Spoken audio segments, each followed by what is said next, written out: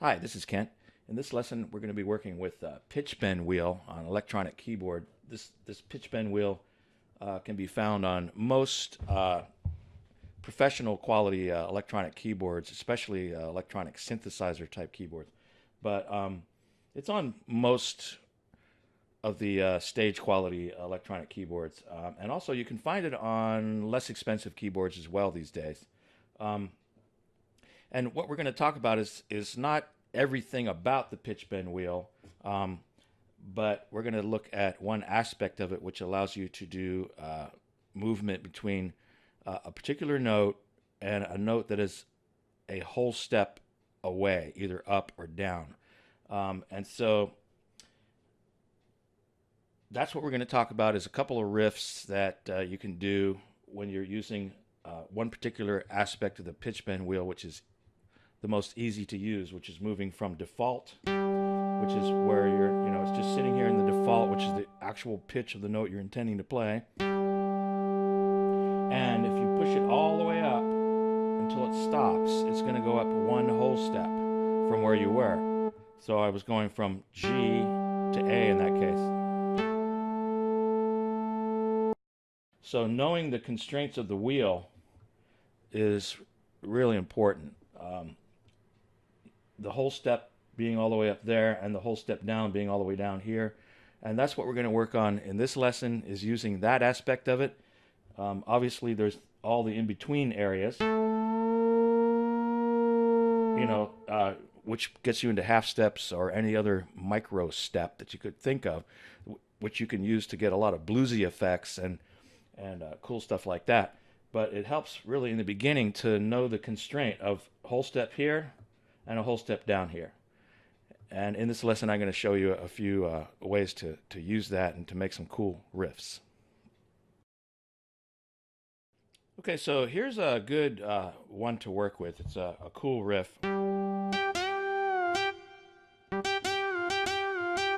I'm using the movement from default position going all the way up to where it stops. And that's, as I mentioned, a whole step. And what I'm doing now is I'm taking advantage of the whole step difference between the two notes that I want to use. Let's, in this situation, use the G minor pentatonic scale. Because within that scale, there's a couple of great whole step relationships. There's the B flat and the C. Those are a whole step apart. We got the C and the D. And we have the F and the G. So that's going to be our constraint is using riffs right now within that scale only to show you that we're carefully using the relationship of a whole step to make this sound clean and professional instead of just random, weird, it sounds like, cats seeking a mate or something. I have no idea what that, but you know what I mean?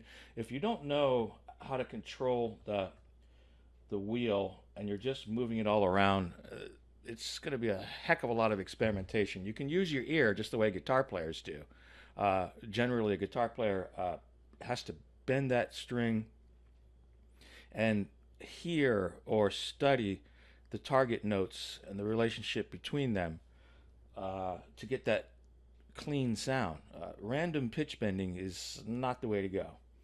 So that's why in this lesson I'm really focusing on the whole step thing, and then in others I'm going to start talking about how you can do a half step pitch bend and then mess around in the cracks between the half step and between the notes of a half step relationship, and that gets you into a really cool bluesy stuff.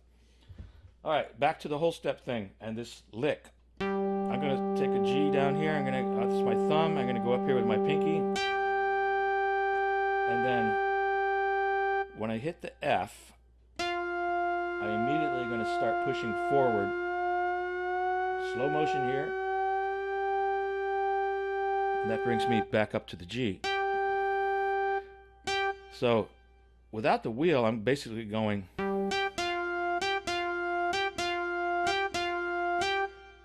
All right, so that's without the wheel. So with the wheel, I'm going to be doing same, same notes, but when I hit the F, I'm going, but I'm doing it quickly.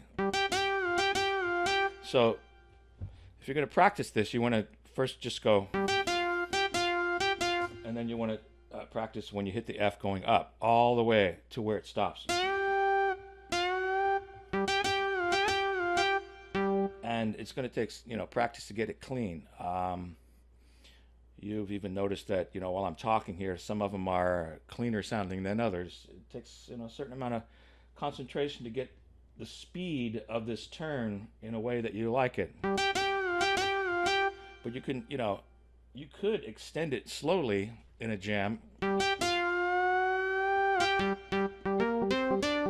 Whatever. But if you're doing something that's supposed to sound closed, like this riff, it takes a little, just practice getting this movement in the way that you want it to go. So one more time before we move on to some other licks here is slow motion. I'm going, and then I've got my thumb here, and this is not a set series of notes you have to play, but it's just the example that I'm doing is my thumb down here, and then I'm going up an octave to G, and the minute I hit the F, I start moving up with the pitch bend. And the final note, of course, is going to be a whole step higher, which is going to be the G. It's a really cool sound. It's great to use in the middle of any solo. It just really picks up a lot of energy. So there's that. All right, here's some other examples within this G minor pentatonic of doing basically similar things with this knowledge of the whole step relationship. Let's use the down whole step approach, or the whole step aspect of the wheel. If I were to bring it all the way down, I know that if I let go of it, it's going to end up on a note that's a whole step higher. So let's say I was going to play something that took advantage of the whole step relationship between these two notes. Again, we're using the G minor pentatonic. But here we go, right? These two notes, right? So what if I wanted to bring myself up to C from a note below it? I could bring the pitch bend wheel all the way back, and that's going to be B flat. So if I hit C here, with the pitch bend wheel all the way back, I'm actually playing, here default position, what I just played was actually B flat, because I was a whole step down. So if I wanted to go from B flat to C in an upward motion, I could go, the idea is you think of your target note, which is C.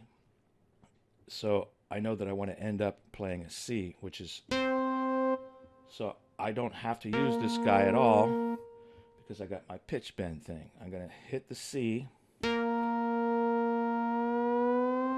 So what I ended up doing was going from boo to da. Here we go again.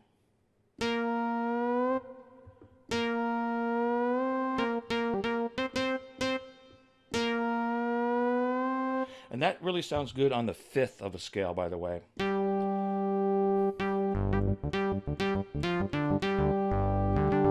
So I'm just messing around there with a G minor pentatonic kind of a thing.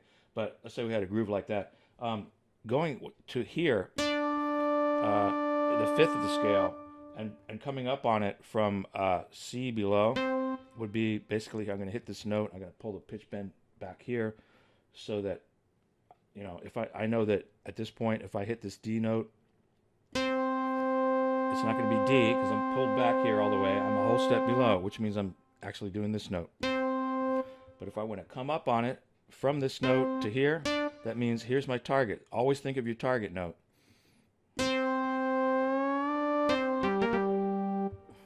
Again, here's D. I'm hitting D. I'm not using this guy at all, although I'm going to be making the sound of it by pulling the pitch bend back. So there's the relationship. C, sorry, D down to the C. I'm going to come up on it now.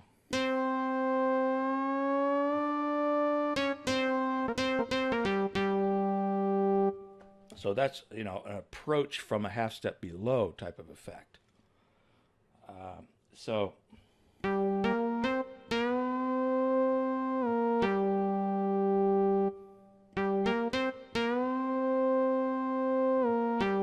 I took advantage of these three notes. And I know that I'm safe if I'm either in default or if I'm going all the way up. I'm going to be hitting, between these two notes, I'm going to be hitting one or the other. You know what I mean? Like, that's going to be, and if I'm going to be hitting C and I'm going to go down, that's going to be B flat.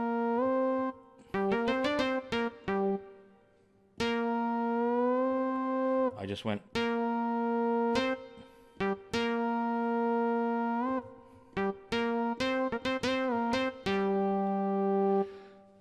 So basically what you want to practice this stuff, you essentially want to think about a pair of notes that are a whole step apart in the scale that you're using.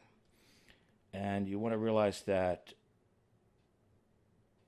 you have a target note that you're interested in and its neighbor note. You got your target note, like D, and its neighbor. And I realize that those are a whole step apart. If I'm going to go from D down to C, I need to pull it back a whole step. Or if I'm going to go from C up to D, I'm going to pull it up a whole step.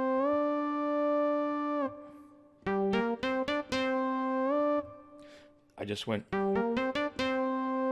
with a bend.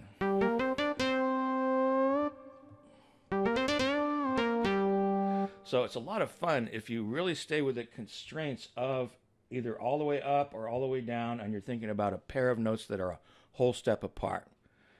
All right, so again, to practice, you want to think of two notes that are a whole step apart. Think of your target note between that pair and mess around with that. Okay, have fun with that, and in later lessons, we'll talk about using the pitch wheel within the spaces that are between a whole step and a half step or anywhere in between.